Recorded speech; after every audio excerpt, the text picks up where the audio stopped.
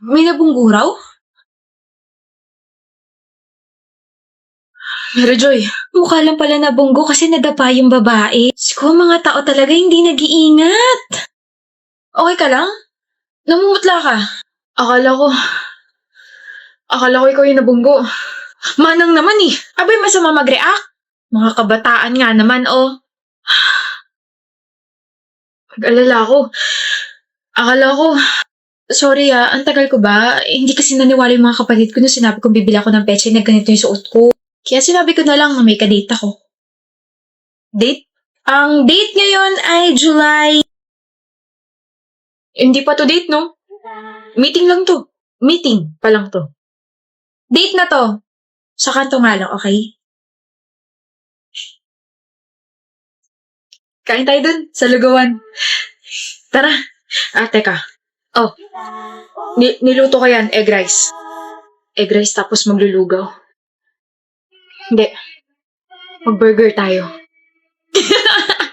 Hello! Hello, hello. Ba't nandito ka na agad, MJ? Sinusundo kita. Sabay tayo papunta sa school.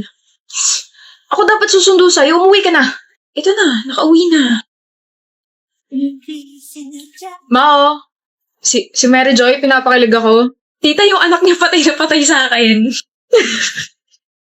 Kailan ba ako unang nakita or nakilala? 12 years old ata tayo nun. Eh?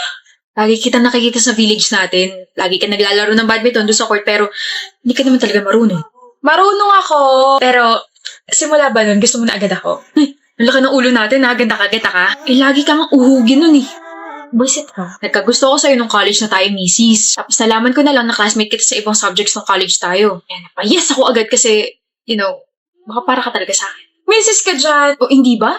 Eh ano pala tawag sa atin ngayong kasal na tayo? Magbarkada? Hindi yan yung ibig ko sabihin. Ano pala, mag-ex? Mag-ex naman talaga tayo, diba? We broke up nung 5 years na tayo. Oo, tapos naghabol ka. Ako lang? Ako lang yung naghabol? Ano, hinabol pala natin yung isa't isa. Ba't ka nandito? Ba't ka rin nandito sa kanto? Nihintay kita. Same. Bakit ka ba kasi nakapag-break, Mary Joy? Wala na yung sparks. Yun ba? Oo, sorry. Hindi ba tayo ng sparks sa relasyon, mahal? I know, kaya nga ako nandito kasi I was wrong. I'm sorry. Miss na kita. 2 araw pa lang tayong break, miss mo na agad ako. Rupo ka. Ikaw rin naman, miss mo na ako kaya nandito ka. So, sabi-sabi ng walang sparks. Clear! Ayan, meron na ulit! Liga na, kain tayo lugaw kasi parang nilulugaw na yung utak mo, mahal. Ako pa talaga? Ako ba yung nakapag-break? Halaan mo yun, papatulan kita, Angelo. Lugi ka pa dyan, MJ Anyway, happy 9th anniversary. Happy 9th, love. Cheers to my childhood crush. See? Nadulas ka. Bata pa lang tayo, crush mo na ako. Sabi na eh. Wala na. Mayabang na naman siya. Siyempre, mahal na mahal mo ko eh. Tama ka. Mahal na mahal kita. Missing person po. Miss, baka naman nakita niyo po itong taong to. Magpahinga muna tayo, Talia. Magpahinga?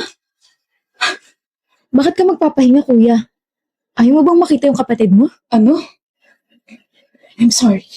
Nag-aalala ako na what if may ginawa na sa kanya yung mga kidnappers niya? What if habang nagpapahinga ako, sinasaktan siya, what if patay na siya? Alam mo, kuya, kasalanan ko, te. Kuya, hindi ako nagyayamang bakasyon. Hindi siya magdudukot.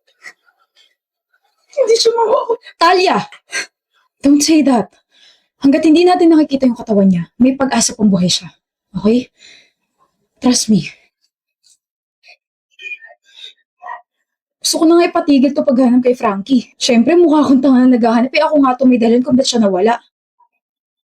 Wala akong pake kung anong ginawa sa kanya ng mga kidnappers nga. Malamang patay na yun. Ano ka ba? Sigurado ako patay na yun. Binayaran ko sila na malaki.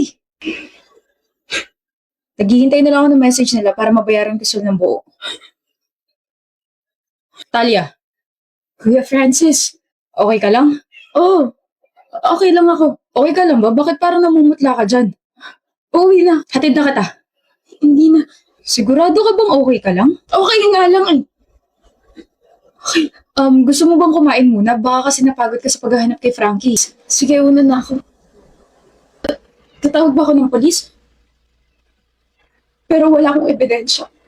Baka di nila ako paniwalaan. Frankie. Tawag mo ako? Talia. Frankie? Huwag kang lalapit. Ano?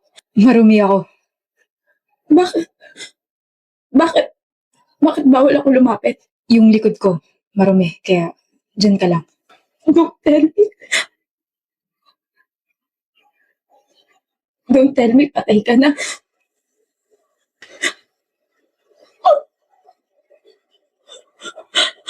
Nahirapan ka ba? Sakto lang. Pinahirapan ka ba? Pinahirapan? Ng mga kidnappers mo. Frankie, makukuha mo na yung hustisya mo. Pero you need to know the truth. Anong totoo? Si Kuya Francis. Siya yung may dahilan kung bakit ka na-kidnap. Namatay ka. Nawala ka. Nawala ka sa akin. Dahil sa kanya. Pupunta akong polis ngayon. Gabayan mo ko, Frankie. Kailangan ko maging matatag para sa'yo, okay? Mahaba yung pinagsamahan namin ni Kuya Francis. Pero, Talia, bakit hindi ako na-kidnap? Walang ganun na nangyari. Ano ba sinasabi mo? Huwag mo nga pagtanggol yung kapatid mo. Kung hindi ka na-kidnap, ano? Nagtago ka? Hindi ako nagtago, Talia. Tinago mo ko. Ano? Ikaw ang dahilan kung bakit patay na ako. Kailangan ko ng pera. At hindi ako nagpapaalam. Inuutusan kita, Frankie. Magsusugal ka na naman ba, mahal? Ano naman sa'yo? Pinakasalan mo ako, di ba? Eh di magtiis ka sa mga gusto kong gawin. Pinakasalan mo lang ba ako dahil sa pera ko? Ito na naman siya. Answer me, Talia. Hindi pa ba obvious? Dapat nga yung kuya mo yung pakakasalan ko, kaso bigla kang umamin sa akin eh. Siyempre, nung una nainis ako kasi nasira yung major plan ko eh. Pero na-realize ko na Domingo ko nga rin pala, kaya pinatos na kita. Okay na ba? Kaya pahingi ako ng pera. Ayoko. Magtiis ka dyan. Pahingi na ako, sabi. Akala mo ba hindi ko alam na ikaw yung nagnanakaw ng pera sa kumpanya ko? Nagbubulag-bulagan lang ako, Talia, kasi mahal kita. Frankie!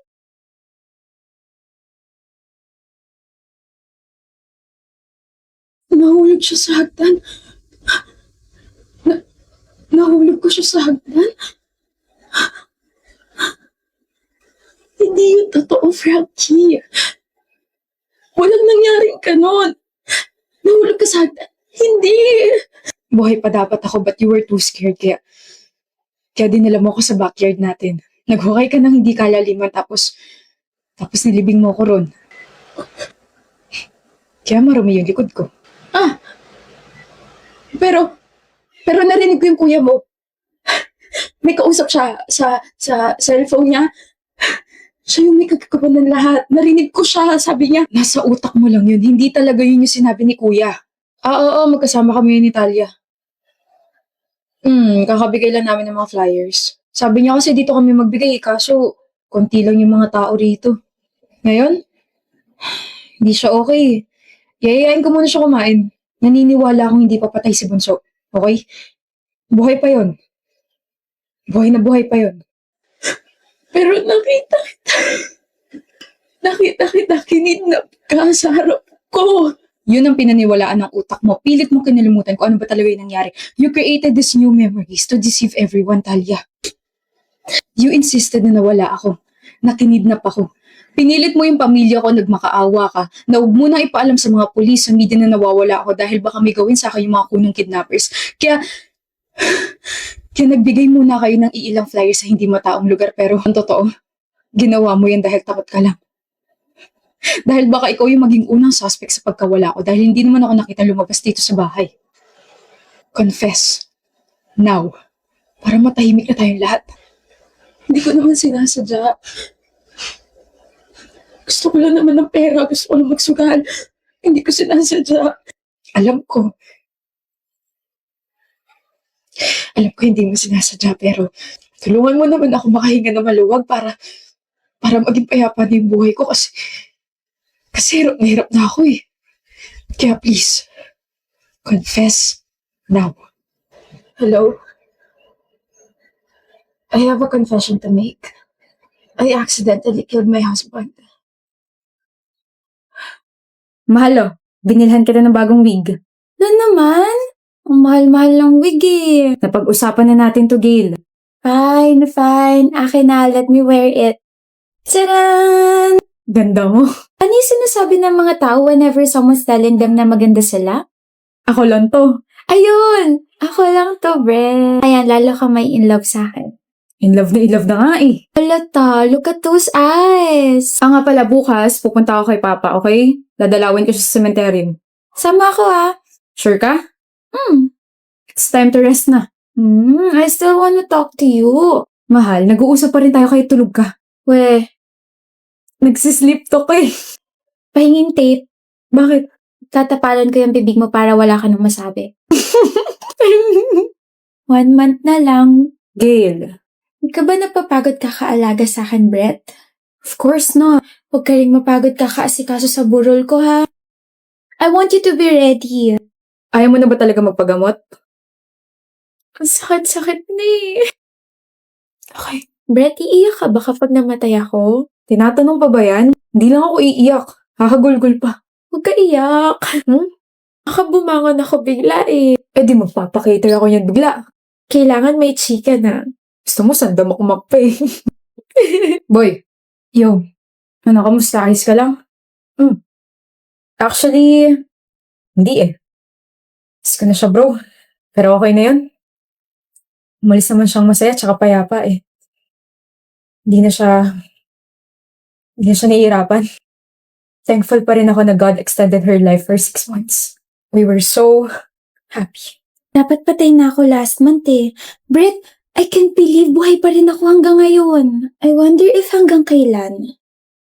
Why are you staring at me, mister? Pakasal na tayo, Gil. Huh? Ayokong sayangin yung oras lalo na pwede kang mawala anytime. Natatakot ako, mahal. Pakasal na tayo. Naririnig mo ba yung sinasabi mo, Brett? Kasal means... I know, and I still wanna marry you. I don't wanna be selfish, mahal. Ikaw lang ang crush ko, ikaw lang ang gusto at gugustuhin ko. Ikaw lang ang mahal at mamahalin ko, ikaw lang pakakasalan ko. Take this paper ring muna. Will you marry me? Yes. Mahal kita. She enjoyed her time. Inako niya yung moment niya. Wala siyang pinalampas. And you stayed with Gail. Until her last breath, bro. May iba ka pa bang gustong gawin? My jacket. You're wearing my jacket. Kino-comfort ako nito eh. Kino-comfort mo ako. Brett, pagod na ako. I'm super sleepy na. Sleepy pero umiiyak. E di lalo kang aantukin yan. I love you. Tulog ka na. Babantayan kita. See you. See you. And I love you.